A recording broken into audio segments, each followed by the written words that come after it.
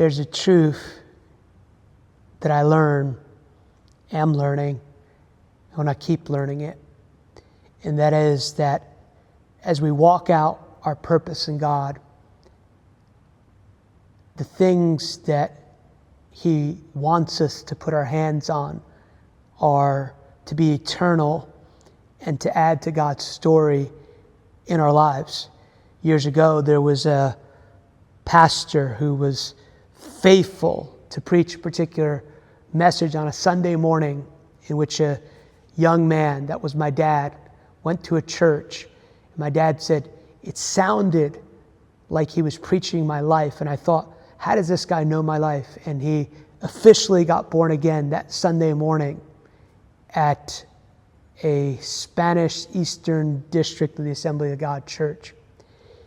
And there are things in our life that we will have to contend for and believe God for.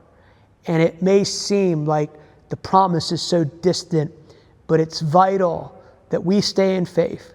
It's vital that we stay in faith because we're not responsible for doing the impossible, but our faith in God partners with the heart of God to manifest the impossible in the earth. And I've been intrigued lately with Samuel's mom, Hannah. Samuel, to me, was one of the greatest prophets that ever walked the earth. 1 Samuel says, God let none of his words fall to the ground. He was a prophet, he was a priest, he was a judge. Yet Samuel doesn't come to the earth except for a persistent mom.